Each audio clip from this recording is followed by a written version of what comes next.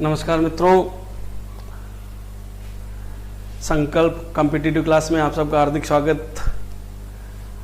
आप लोगों ने खूब सारे वीडियोस देखे होंगे और उन वीडियोस के अनुसार आप लोगों ने अपना अध्ययन कार्य भी किया होगा।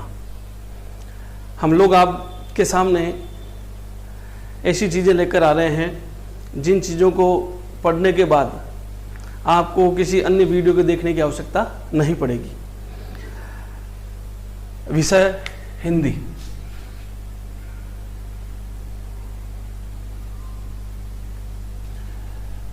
सबसे पहले हमारे सामने इस बात का पूरा एक विवरण होना चाहिए कि किस प्रकार से हम लोगों को कंपटीशन क्लास को पढ़ना चाहिए।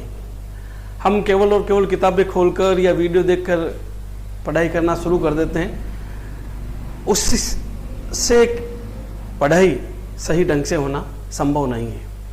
क्यों संभव नहीं है? क्योंकि आपको ये पता होना चाहिए कि किस प्रकार से हम लोगों को विषय को याद करना है, किस प्रकार से हम लोगों को विषय को समझना है। तो मैं आज आपके सामने सबसे पहला विषय यही रख रहा हूँ कि हिंदी विषय, और इस हिंदी विषय में कौन से विषय हैं जिन विषयों को हम लोग याद करें और पढ़ें। मैंने अपने इस हिंदी विषय को दो भागों में बांटा है। एक भाग ऐसा जिसको हम लोगों को याद करना है,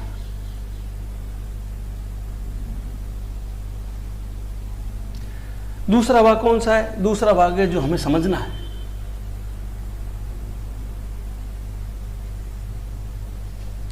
ये दो चीजें हमारा कंसेप्ट, इन चीजों के संबंध में हमारा कंसेप्ट क्लियर होना चाहिए कि हमें याद कौन सी चीजें करनी है, किस प्रकार से इन चीजों को याद करना है। तो सबसे पहले याद करने वाली जो चीज है वो मैं आपके सामने लिखता हूं।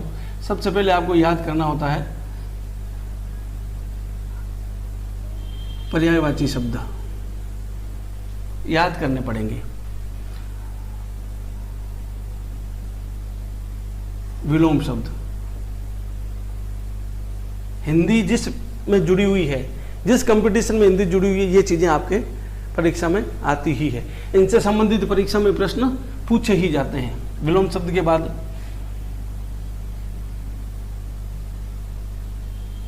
वाक्यांश के लिए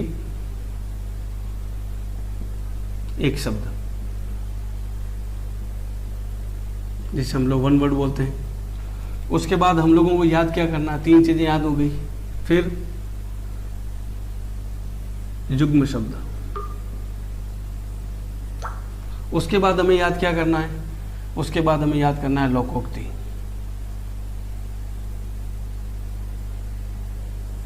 उसके बाद हमें क्या याद करना है? मुहावरे। उसके बाद हमें क्या याद करना है?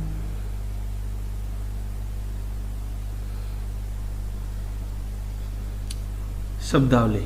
अंग्रेजी में जो स्पेलिंग पूछे जाते हैं, मीनिंग वगैरह पूछे जाते हैं, पारिभाषिक शब्दावली,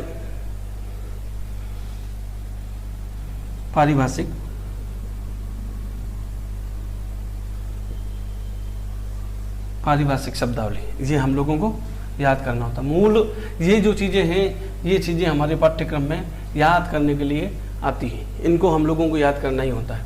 अगर हम नियमित रूप से ये तय कर लें कि हमें रोजाना एक टॉपिक के 5, तो आप सोचिए अगर 5 हम लोगों ने ये टारगेट बना लिया कि मुझे नियमित रूप से अर्थात रोजाना एक टॉपिक के 5 बिंदु याद करना है। 5 पर्यायवाची शब्द याद कर लिए, 5 विलोम शब्द याद कर लिए, फिर वाक्यांश के लिए, फिर युग्म शब्द, फिर लोकोक्ति, फिर मुहावरे और फिर शब्दावली। 5 याद करते हैं तो आप देखिए एक दिन में 1 2 3 4 5 6 7 कुल मिला के कितनी चीज़ें याद कर लेंगे आप लोग? 35 चीज़ें याद करेंगे। तो इनटू 30 महीने में आप लोग कितनी चीज़ें याद कर लेंगे, ये आप लोगों को सोचना है। एक महीने में आप कितनी सारी चीज़ें याद कर लेंगे, ये आपको समझना है। दिमाग में जब तक हम एक डायग्राम नहीं बनाएंगे, एक टाइम टेबल नहीं बनाएंगे किस हिसाब से हमें हिंदी को पढ़ना है, तब तक आप कितने भी कंपटीशन में कितनी भी सारी चीज़ें पढ़ लीजिए, वह व्यवस्थित तरीके से नहीं है तो उसका कोई भी हम लोगों को लाभ होने वाला नहीं है।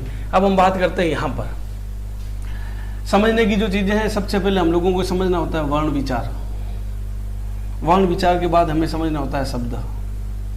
अब शब्द के अंतर्गत भी खूब सारी चीज़ें हैं, वर्ण के अंतर्गत की भी खूब सारी चीज़ें हैं। वो जब हम इन टॉपिक को पढ़ेंगे, इस विषय को पढ़ेंगे, तब आप लोगों को पता चलेगा कि हमें वर्ण में क्या क्या चीज़ें पढ़नी है, शब्द में हमें क्या क्या चीज़ें पढ़नी है। और उसके अलावा हमारे सामने एक विषय और होता है, वाक्य, जो समझने का होता है। अब शब्द के अंतर्गत ही हम लोगों को खूब सारी चीज़ें समझनी होती है।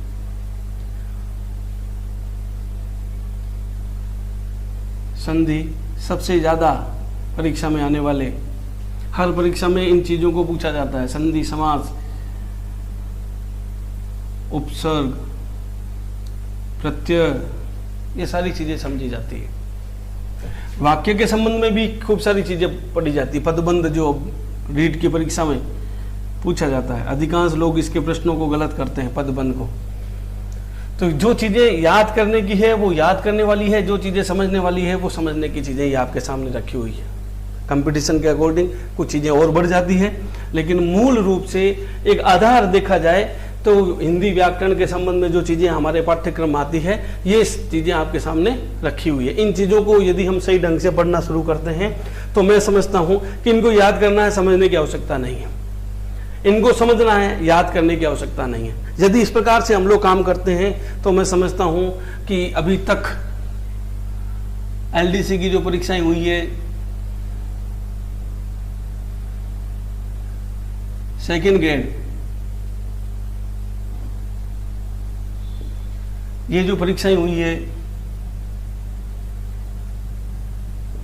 पटवारी की जो परीक्षाएं हुई है, इन परीक्षाओं में जितने प्रश्न पूछे जाते थे उन प्रश्नों में लगभग 90 से लेकर 100% लोगों ने अपने प्रश्न सही किए, क्योंकि उन्होंने इस प्रकार का एक सीक्वेंस बनाया था, इस प्रकार से पढ़ने का एक तरीका बनाया था, एक क्राइटेरिया तय किया था। उस क्राइटेरिया के अकॉर्डिंग उन लोगों ने पढ़ाई शुरू की थी और लगातार वह इस चीज़ में लगे रहे।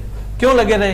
क्योंकि उनको मैंने एक ही बात बताई थी कि आप लोगों को एक चीज़ रखनी है, वो है धैर्य। इसके बिना कुछ भी नहीं है। अगर आपने अपने मन को विचलित कर लिया, इसका मतलब आप अधीर हो गए, और अधीर होने के बाद आपको कुछ भी हासिल नहीं हो सकता। आप लोग हमारे चैनल को लाइक कीजिए, सब्सक्राइब कीजिए।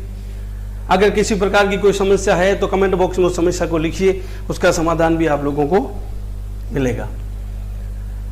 ये जो बोर्ड के सामने लिखा हुआ है कि किस प्रकार से हम लोगों को पढ़ना चाहिए, अब आपको लगेगा इसमें कई सारी चीजें छूट गई है, कि याद करने वाली चीजें कई सारी छूट गई है। आप लोग ये देखिए, परीक्षाओं में अधिकांश यही चीजें परीक्षाओं में बार बार आती है।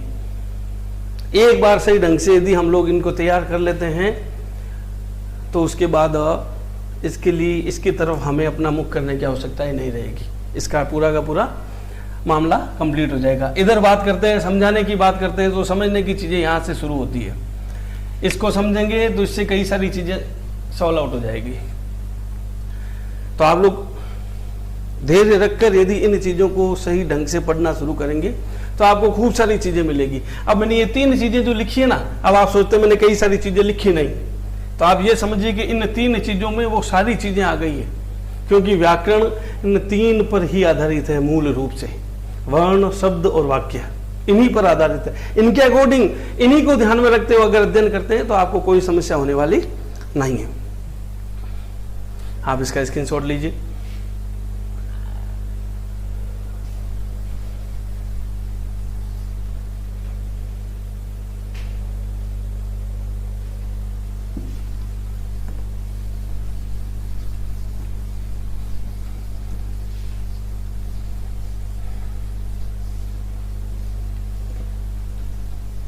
चलिए, आज हम अपना पहला विषय प्रारंभ करते हैं, वह वर्ण।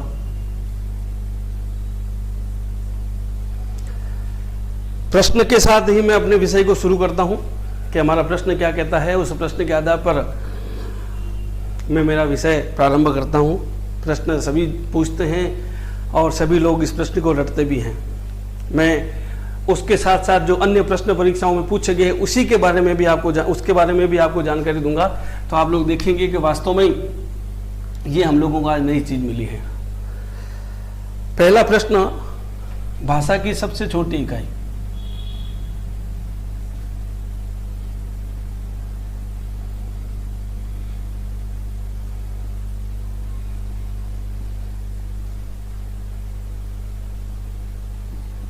कौन सी है? तो अब आप लोगों के दिमाग में सीधा सीधा जाएगा भाषा की सबसे छोटी इकाई है वर्ण। यही उत्तर आपके दिमाग में आ रहा है, क्योंकि मैंने सबसे पहले ये लिख दिया था और लिखने के बाद आप लोगों से प्रश्न किया था कि भाषा की सबसे छोटी इकाई कौन सी है, तो आपका उत्तर था वर्ण। लेकिन हाँ, इसके अलावा मेरा एक और प्रश्न है, भाषा की सबसे छोटी इकाई कौन सी है जिसका रूप प्रश्न को बदला है? भाषा की सबसे छोटी इकाई कौन सी है जिसका रूप मौखिक? अब थोड़ा सा दिमाग में प्रश्न नया बनते ही आपको कैसा लगा, अरे ये ऐसा कैसा प्रश्न आ गया, ये भी परीक्षा में प्रश्न पूछा हुआ है। तो भाषा की सबसे छोटी इकाई मौखिक कौन सी है? ध्वनि, क्योंकि केवल जिससे आवाज निकलती है सबसे छोटी इकाई ध्वनि है। अब मैं आपसे एक और प्रश्न करता हूं कि वर्ण को और किस नाम से पुकारा जा सकता है?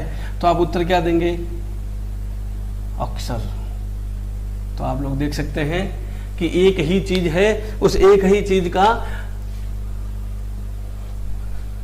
जो उत्तर है वो 3 प्रकार से है। लेकिन भाषा की सबसे छोटी इकाई जो मौखिक रूप में है उसे हम लोग ध्वनि कहते हैं। और ये जो चीजें हैं यह किस रूप में आता है? यह लिखित रूप में आता है। किस रूप में आता है?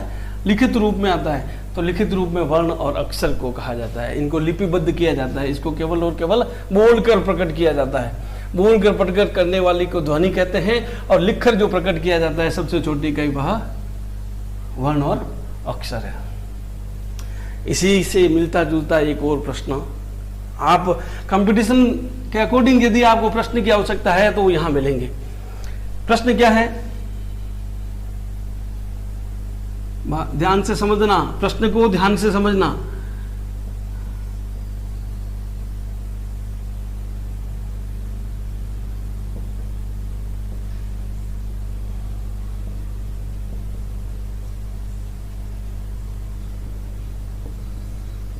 हाँ बताइए, भाषा की सबसे छोटी इकाई जो सार्थक है। बिल्कुल, सोच के उत्तर देना है, समझ के उत्तर देना है। एक शब्द का ही खेल है। एक शब्द का ही खेल है और उस एक शब्द के अनुसार ही इसका उत्तर बदल जाएगा। जी हाँ, मिल गया होगा आपको उत्तर। भाषा की सबसे छोटी इकाई जो सार्थक है, वर्ण और अक्षर, इनके कोई अर्थ नहीं होते। भाषा की सबसे छोटी इकाई जो सार्थक है उसे हम लोग कहते हैं शब्द। ये महत्वपूर्ण प्रश्न है और कंपटीशन में ये प्रश्न आया हुआ भी है। तो मैंने आपको पहले ही कहा था कि वही चीज मिलेगी जो चीज आपको परीक्षा में पहले पायदान पर रखेगी। तो आप लोग अगर सही ढंग से इसकी तैयारी करते हैं, सही ढंग से आप इसका अध्ययन करते हैं और नियमित रूप से पूरी क्लास अटेंड करते हैं, तो मैं समझता हूं कि आपको कंपटीशन से कोई भी दूर नहीं कर सकता। आपका नंबर इस विषय के अकॉर्डिंग आकर ही रहेगा। आप इन प्रश्नों को अपने कॉपी में लिख सकते हैं, इसका स्क्रीनशॉट लीजिए।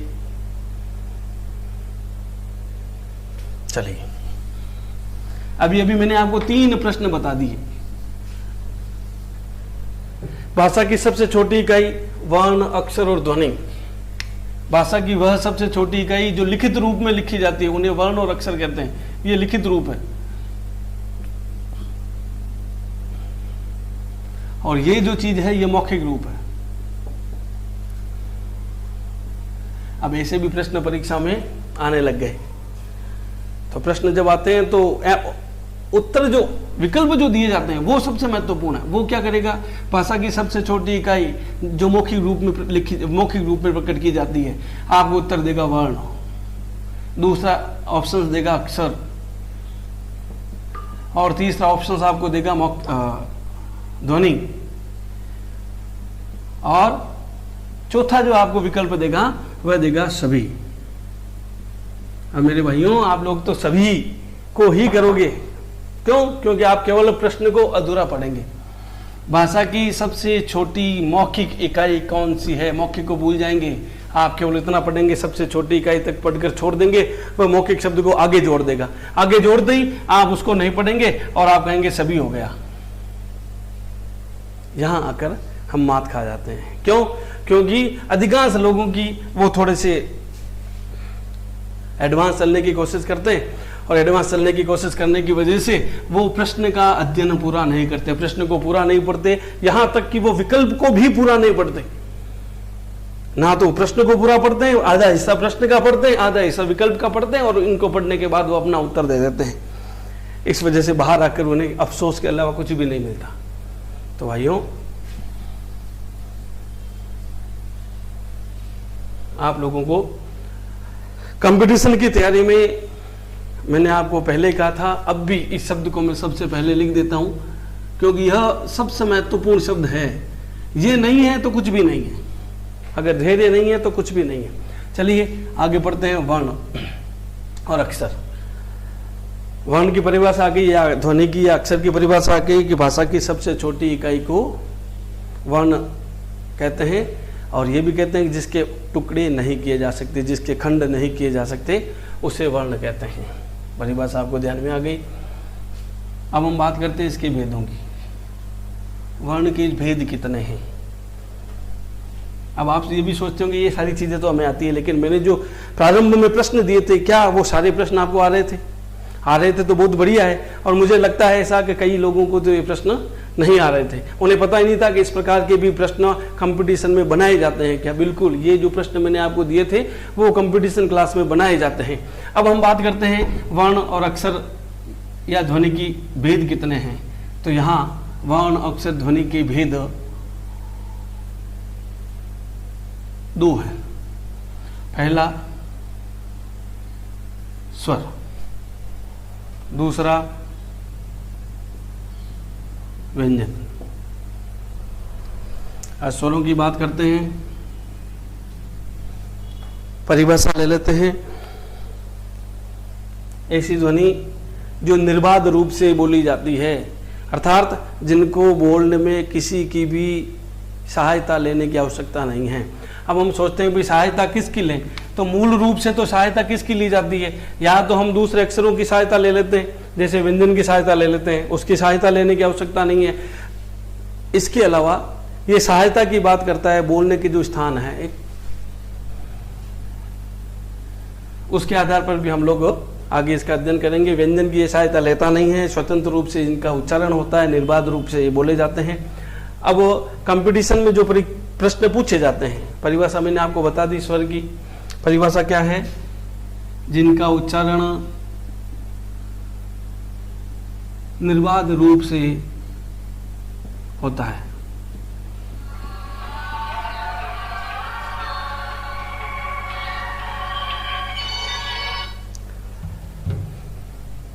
अब निर्बाध रूप से होता है, इसका मतलब क्या हो गया? स्वर है। परीक्षा में जो प्रश्न आता है वो सबसे महत्वपूर्ण प्रश्न है। स्वरों की संख्या, यह सबसे महत्वपूर्ण प्रश्न है।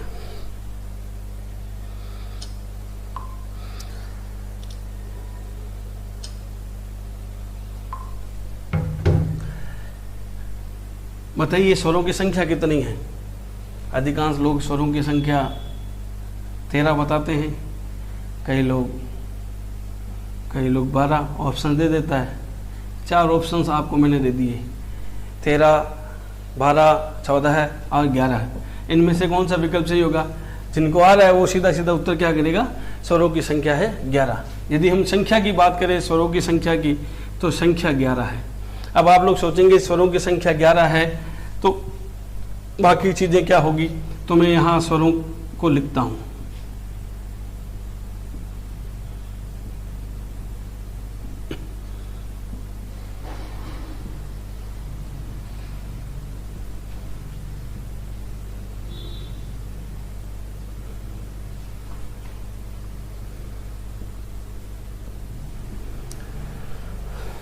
अब कई लोगों के ध्यान में आता है कि ये भी तो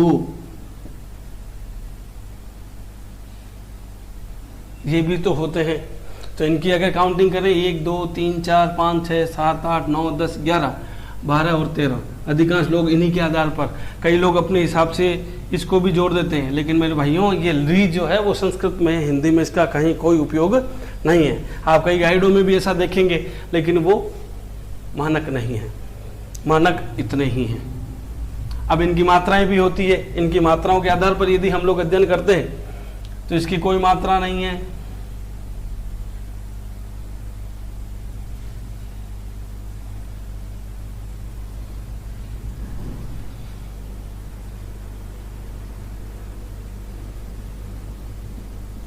ये इनकी मात्राएं हैं, ये मात्राएं, ए की कोई मात्रा नहीं होती और ये बाकी इनकी मात्राएं हैं।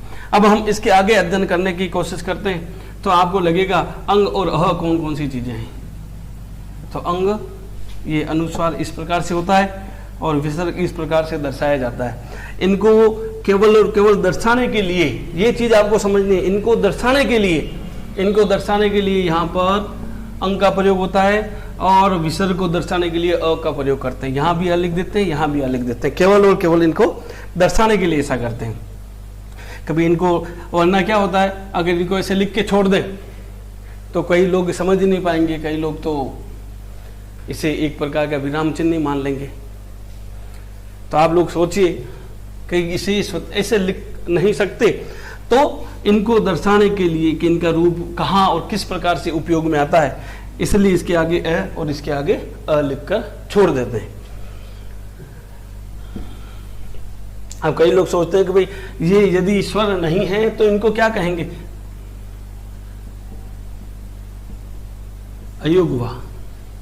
ये किसी के साथ योग नहीं करते, इसलिए इसको अयोगवा कहते हैं। ये दो ध्वनियां हैं, याद कर लीजिए, अंग और अह, अंग और अह, यह अयोगवा है। अनुस्वार और विसर्ग ये अयोगवा के अंतर्गत आते हैं, इसलिए ये स्वर नहीं है। मैं यहाँ इनको हटा देता हूं।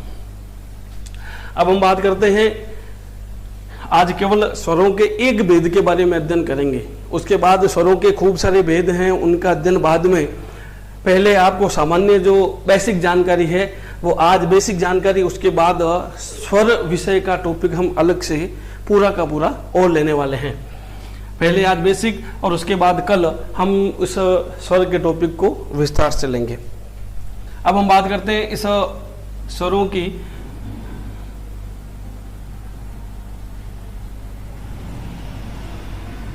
समय के आधार पर,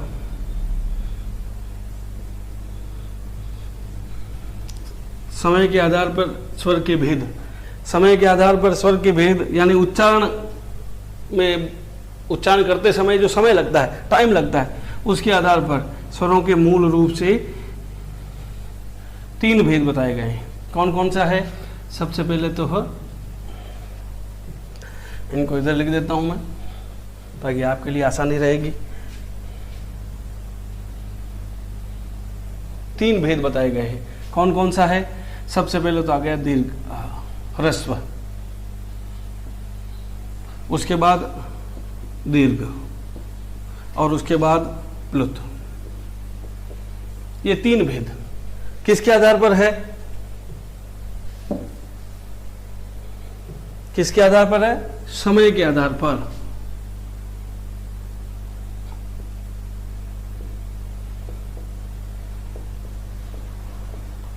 समय के आधार पर 3 भेद बताए हैं। सबसे पहले ह्रस्व, बोलने में बहुत कम समय लगना। कैसे? अ, कितना समय लगा? अ। उसके बाद ह्रस्व स्वर से दुगुना समय दीर्घ में लगता है, अ से दुगुना समय हो गया। और ह्रस्व से ही 3 गुना समय लगता है प्लुत में, जिसका प्रयोग हम लोग अलग प्रकार से करते हैं, वो भी मैं आपको अभी समझाऊंगा। सबसे पहले ह्रस्व की बात करते हैं। ह्रस्व स्वर कौन कौन से हैं? तो आप लोगों ने हमेशा क्या पढ़ा है? अ, आ, छोटी ई, बड़ी ई।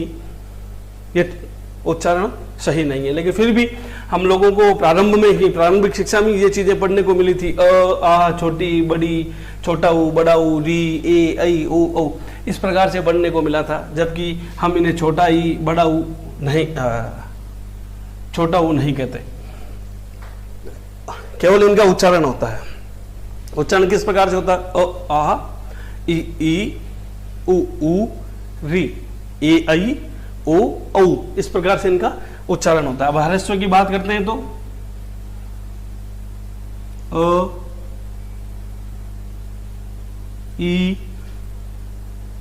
उ री। मूल ह्रस्व स्वरों की संख्या, परीक्षा में प्रश्न पूछा जाता है, मूल ह्रस्व स्वरों की संख्या कितनी है, तो आपको दिखाई दे रहा है 1 2 3 और 4। मेरे भाइयों, इन चीजों को ध्यान में रखना ही पड़ेगा, बड़ी आसानी से समझना है। ह्रस्व स्वर कौन से? 1 2 3 और 4, यहां तक आकर ह्रस्व स्वर समाप्त हो जाते हैं। अब आगे वाला जो प्रश्न बनता है, दीर्घ स्वर कौन से हैं? तो दीर्घ स्वर की बात करते हैं तो आ ई उ। मूल दीर्घ स्वर कौन कौन से हैं? प्रश्न को समझना है, मूल दीर्घ स्वर कौन से हैं? मूल दीर्घ स्वर है आ, ई और उ, ये 3 हैं। अब आप सोचते हैं फिर ये क्या है? दिमाग में खूब सारे प्रश्न, जब आप विस्तार से किसी चीज का अध्ययन करेंगे तो दिमाग में खूब सारे प्रश्न आपके बनना प्रारंभ हो जाएंगे। और यदि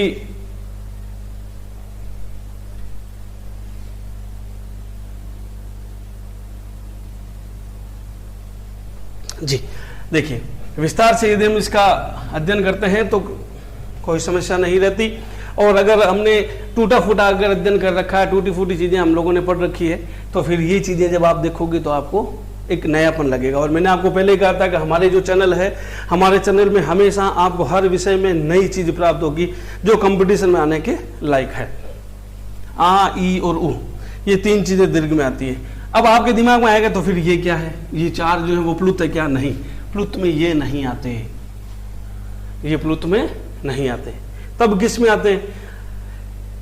2 बातें ध्यान में रखनी है। सबसे पहली चीज क्या ध्यान में रखनी है? मूल दीर्घ स्वर 3 हैं, लेकिन ये भी दीर्घ के रूप में आते हैं, इसलिए मैंने यहां इसको बंद कर दिया है, क्योंकि ये मूल दीर्घ है। मूल दीर्घ है। अब ए, आई, ओ और औ, ये क्या है? ये आपको समझना है। ए, आई, ओ, औ दीर्घ तो है लेकिन मूल नहीं है, लेकिन दीर्घ है, क्योंकि बोलने में समय ह्रस्व स्वर से दुगुना लगता है, इसलिए दीर्घ है। लेकिन इसके साथ साथ इनको और क्या कहते हैं, यह प्रश्न भी आपके जहन में एक नयापन लेकर आएगा। ये कहता है, आप लोगों ने एक चीज पढ़ी होगी। क्या चीज पढ़ी होगी? आप लोगों ने पढ़ा होगा, यहां बीच में लिख रहा हूं, संयुक्त व्यंजन। आप लोगों ने संयुक्त व्यंजन को पढ़ा है। जो ही संयुक्त व्यंजन की बात करते हैं तो आपके दिमाग में आता है क्ष, त्र, ज्ञ और स्त्र, ये 4 आपके जहन में आते हैं। जिस प्रकार से संयुक्त व्यंजन है, उसी प्रकार से स्वरों के रूप में भी ये जो नई चीज आपको दिखने जा रही है वह संयुक्त स्वर, इन्हें संयुक्त स्वर कहा जाता है नई चीज। इनको देखकर आपके दिमाग में एक और प्रश्न बनता है, संयुक्त स्वर क्यों? इसका समाधान हम लोग जब संधि का विषय पढ़ेंगे तब क्लियर हो जाएगा। क्यों का उत्तर भी संधि के टॉपिक में छुपा हुआ है, क्योंकि ये सारी चीजें संधि में काम आने वाली है। ये मैं इसीलिए तो आपको बता रहा हूं। अ, ई, उ, री, ए, ऐ, ओ, औ, ये स्वर, ह्रस्व, दीर्घ, ये सारी चीजें जो आपको बताई जा रही है, ये संधि में, ये संयुक्त व्यंजन, संयुक्त स्वर, ये सारी चीजें आपके संधि में काम आने वाली है। सारे व्यंजन आपके संधि में काम आने वाले हैं। तो देखिए, संयुक्त स्वर ये 4 हैं, लेकिन ये मूल दीर्घ स्वर नहीं है। अगर पूछा जाए कि दीर्घ स्वरों की संख्या 1 2 3 4 5 6 7, और आपसे पूछा जाए मूल दीर्घ स्वरों की संख्या 3 ही है। अब प्लुत की बात करते हैं। प्लुत क्या कहता है? कुछ भी नहीं है। ओंकार ध्वनि करते हैं तो बीच में एक हिंदी का 3 लिखा हुआ रहता है। ओम को 3 गुना, 3 का मतलब है 3 गुना समय, ओम। या आप ऐसा भी कर सकते हैं, किसी का नाम यदि आप पुकारते हैं, जैसे अधिकांश गांवों में माँ को इस प्रकार से पुकारा जाता है। तो वह जिस स्वर के साथ समय ज्यादा दे देते हैं जिस स्वर को, तो वहां पर इस प्रकार के अंक का प्रयोग कर देते हैं। अम्मा, तो आ की मात्रा लंबी खींच ली, तो आ की मात्रा लंबी खींचने की वजह से वहां पर सही में तो प्लुत स्वर का प्रयोग हुआ, लेकिन हम लोग इसका ध्यान करते नहीं। आप अपने मित्र को बुलाने जाते हैं, मोहन, तो न के ऊपर यदि जोर देते हैं तो आप सोच लीजिए कि न के साथ अपने आप ही प्लुत स्वर का प्रयोग हो गया। लेकिन इस बात के ऊपर कोई विशेष गौर नहीं करता, विशेष जानकारी नहीं रखता, इसलिए वो जान नहीं पाता कि प्लुत स्वर, सब लोग यही जानते हैं कि केवल ओम यहाँ प्लुत स्वर का प्रयोग हुआ है। ऐसा नहीं है। जब भी आप किसी स्वर के साथ लंबा खींचते से, लंबा ऐसे बोलते ना, तो ऐसा जब लंबा खींचते हैं तो वहां पर 3 का प्रयोग होता है, यानी ह्रस्व स्वर से 3 गुना समय इसका लगा है। आपके सामने ये सारी चीजें हैं, आप इसे अपनी कॉपी में नोट डाउन कीजिए, स्क्रीनशॉट लीजिए, हमारे चैनल को लाइक कीजिए, सब्सक्राइब कीजिए। और कोई भी समस्या होती है तो उस समस्या का समाधान आपके द्वारा कमेंट बॉक्स में जो समस्या लिख के भेजी जाएगी वही आपका समाधान किया जाएगा। ये बेसिक जानकारी है, स्वरों की बेसिक जानकारी है। इसके अलावा स्वर का विस्तारित रूप हम और अध्ययन करेंगे। अभी केवल और केवल इतना ही मामला बैठा है, स्वर का एक भेद बताया समय के आधार पर। अभी स्वर के बारे में और भी जानकारी प्राप्त करनी है, लेकिन मैं समझता हूं कि हमारे संधि में जो चीजें काम आने वाली है, स्वर और व्यंजन, तो पहले इसके बेसिक जो चीजें हैं वो आपको समझा देता हूं, और उसके बाद स्वर का विस्तारित रूप भी हम लोग अध्ययन के रूप में काम करेंगे। फिलहाल आप इसको अपनी कॉपी में लिखिए, हमारे चैनल को लाइक कीजिए, सब्सक्राइब कीजिए, ज़्यादा से ज़्यादा शेयर कीजिए। धन्यवाद।